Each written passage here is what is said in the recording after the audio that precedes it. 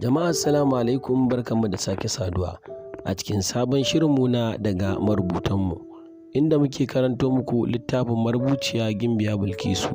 Ku ci gaba da sauraron mu domin samun daɗaɗɗen shirye-shiryenmu. Ku yi subscribing kuma ku danna ƙararrawa domin samun shirye-shiryenmu a duk lokacin da muka sa. An kusa ta da sallah kenan, bam ya tashi wajen gaba ɗaya. Duk wanda ya ƙoƙarin guduwa ko barin wajen, idan bam ɗin bai shafe shi ba sai dai ya ji an harbe shi, saboda duk 'yan ta'addan sun riga sun kewaye ko'ina. Inna lillahi, ya Maryam za ta ji yayin da ta ji an sa bam a masallacin da babanta da ƙanin babanta suka je sallah. Haka kurin Maryam ta ji gabanta na waɗuwa. Kallon Umma ta ce, Umma wallahi gabana waɗuwa yake. Umma ta ce, ki addu'a insha Allahu babu komi. Kafin Umma ta karasa magana, wata makociyarsu ta shigo, wato DJ, tana, Hadiza, kin ji an sabon a masallacin Juma'a? Umma da ke tsugunne miƙewa ce ta dafa kirji ta ce, ba dai na wajen tsamiya ba. DJ ta ce, shi. Umma ce ta yanke jiki ta faɗi. Da gudu Maryam ta karaso tana, Umma. Da sauri Dija ta ɗebo ruwa aka zuba mata. Umma na farfadowa ta fara, Malam da Faruk a can suke sallah Maryamu, Faruk ma ya je masallacin.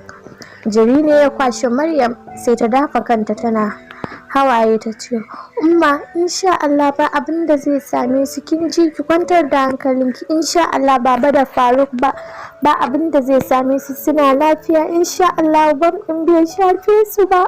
Kuka ne ya ci karfinta yayin da Dija take maimaita subhanallahi, don ita mijinta a kasuwa yake Juma'a. Amma da ta san Malam Musa, wato baban Maryam, can ya je da bata zo ta gaya musu ba, ta tayar musu da hankali.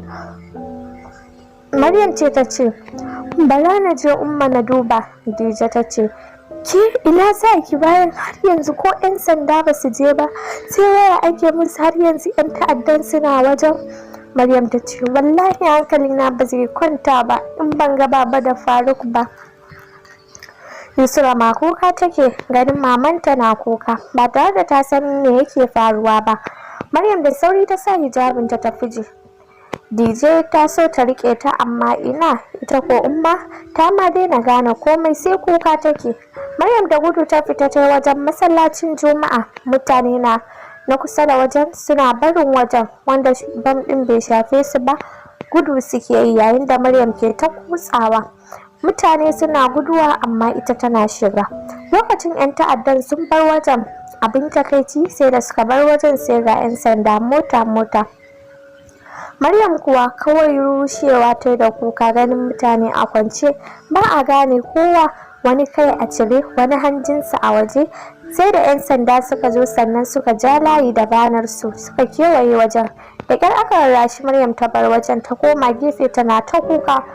Don ita a ranta ta san babanta ya mutu tare da ƙaninta. Nan 'yan sanda suka fara bincika mutanen da bam ɗin ya tashi da su, yayin da motar emergency ta zo wajen. Ana sa wanda suke da sauran rai a cikin motar emergency ɗin don a basu agajin gaggawa. Maryam ce ta hango wani uwa mahaifinta, sai dai ba za ta iya shaida shi ba, ganin kafafunsa a dagargaje, fuskarsa jini ya wanke ta. Kusa ta matsorin ta gano ko shi ne akwa da azurfarsa, ta gane shi. Da sauri ta matsa tana, babana ne. Wani ɗan sanda ne ya kalle ta ya ce, emergency zaki je, kowa a nan da yake neman ɗan uwansa wanda Allah ya da sauran kwana, emergency ake kai shi, sai ki je ki duba.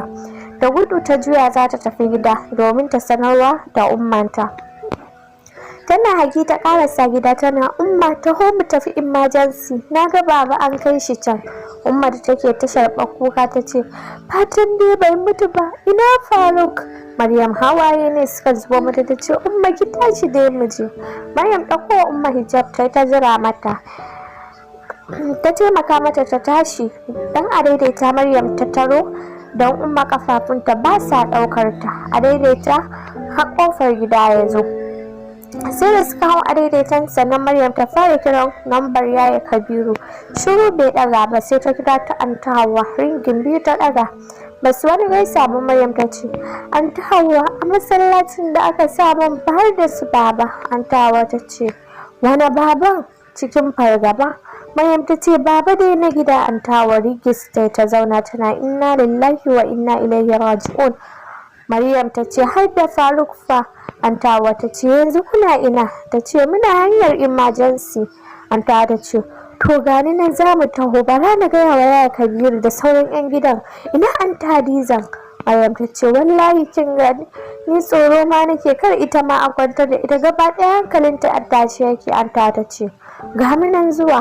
Maryam ka kuka take sosai a ranta tana cewa, insha Allah sai na yi aikin soja, sai na kawo ƙarshen muggan laifuka, sai na ga bayan duk wani ɗan ta'adda. Allah ka cika min burina.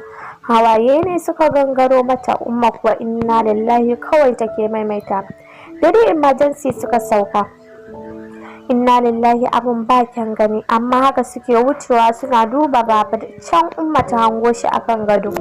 An ɗora mai an ɗaure mai ƙafafuwansa saboda ƙafar ta dawo iya gwiwa, ragowar duk ya cire. abin ba kyan gani. Wani salati Umma ta yi sai ta zube, numfashinta yana sama-sama. Nan fa dokta suka yo kanta, ita ma gado aka bata, aka sa mata oxygen don ceton numfashinta. Ita dai Maryam dafa kai ta yau ta ga rayuwa, ba za ta manta da rana irin ta yau ba. Ranar 20 ga watan 5 shekara ta 2020, ranar bakin ciki a gare ta. Ga babanta yana halin ko ya mutu ko ya rai, kaninta ko gawarsa ba a gani ba. Umma ta shiga wani hali yau, ita kam tana ganin rayuwa. Waya Anta Hauwa ta yi mata da sauri ta daga tana, Maryamu ki fito ki tafi da mu, an hana mu shiga. Tam kawai Maryam ta ce. A bakin emergency Maryam ta gansu. Mai gadin wajen tawa magana, shi kuwa ya kalle ta ya ce, ba yanzu kika shiga da babarki ba? In dai fa mutum ba neman dan uwansa ya zo ba, ba a bari a shiga. Maryam ta ce, to ai umman ta ma tana kan gado, sai ni kadai, ka bari su shigo dan Allah. Ya ce, to sai dai mutum biyu su shiga dan ba hayaniya ake so ba. Ta ce, to ita ce ta sanar musu yadda suka yi da mai gadin gurin.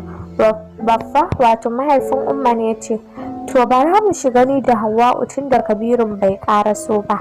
Shiga suka yi. Nan Baffa ya karasa gun Malam Musa, ya tausaya masa sosai. Anta Hauwa ma ta duba shi, daga bisani suka yi gurin Umma, ni kuma na zauna wajen baba. Baffa ne ya zauna kusa da gadon yana duban yar tasa. Anta Hauwa ma mai raguwar zuciya sai da ta yi kuka. Anta Hauwa da ya Kabiru ne suka kwana, yayin da Yusra ta tafi tare da Baffa don su kwana a gida. Washe gari Umma ta farfado, buɗar bakinta sai cewa ta yi, ina Faruk? Ni da Anta Hauwa ne muka kalli juna don ba mu da amsa, sai dai ya Kabiru ya ce, Hadiza ke musulma ce kuma kin yarda da kaddara Ubangiji, kin san da baki da Faruk, Allah ne ya baki kuma shi kuma ya fi ki san shi. To Allah ya karɓi abinsa don ko gawarsa ba a gani ba. Umarin sai ido ta ce, lalle ne wannan kaddarar Ubangiji ce kuma na karɓa, Allah ya bani juriya. Dan hawaye suka fara zarya. Mu ma duk sai muka fara kuka wiwi. Ya Kabiru ne kawai yake iya rarrashin mu. Ba jima ba sai ga kanne da yayyen babanmu na Lagos sun taho, da alama tun jiya suka taho. Haka dai aka yi ta fama da jinya har baba ya fara buɗe ido, sai dai yana buɗe ido ya ga ya rasa ƙafafuwansa. Bayan dawowar mu gida lokacin baba ya samu sauki, amma baya iya tafiya sai da sanda saboda ba ƙafafunsa, amma an ce za a masa na ƙarfe. Muna zaune a falo ina wa Yusra tsifa, Umma tana haɗa wa baba shayi. Baba ya ce, Maryama? Na ce na'am. Ya ce, babban burinki shine ki zama soja ko? Na ce eh baba. Umma ta ce, to da min ki amincewa, amma yanzu mun amince miki Maryam. Baba ya ce, tabbas kowa baya damuwa da abu matukar bai biyo ta kansa ba. Matukar za mu hana 'ya'yanmu su yi aikin soja don ceton ransu, to su kuma dubban rayukan da za su ceta fa. Don haka ne wa Kamal magana, ya ce har yanzu akwai lokaci kuma kina da dama ta shiga makarantar sojoji. Insha Allah a sati na gaba in kin gama shirye-shirye zai zo ya ɗauke ki.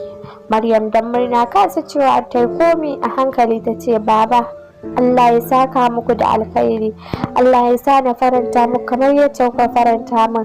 Zan aiki bisa amana, na gode, Allah ya ƙara nisan kwana. Umma ta ce, Amin, Allah ya miki albarka. Maryam nan ta fara shirye-shiryen tafiya makarantar sojoji. Ranar Lahadi kuwa Uncle Kamal ya zo ɗaukan Maryam. Su Maryam an sha kuka na rabuwa da Umma da Baba da ƙanwarta Yusra, amma Umma ta yi mata nasiha da ta yi abin da ta je. Ta riƙe mutuncinta na mace, kar ta ganta ba ta gabansu. Allah yana kallonta a duk inda take da kuma ko me take. Kuma kar ta dinga lura da al'adar 'yan kudu, saboda ita ta tabbatar cewa ita musulma ce kuma bahaushiya. Maryam ta ɗau nasiha sosai. Bayan ta yi sallama da ƙawayenta da makwabta, nan suka nufi hanyar Lagos. To fa, Maryam za a zama soja, ya labarin zai kasance? Ku yi subscribing, ku danna ƙararrawa domin samun shirye-shiryenmu a duk lokacin da muka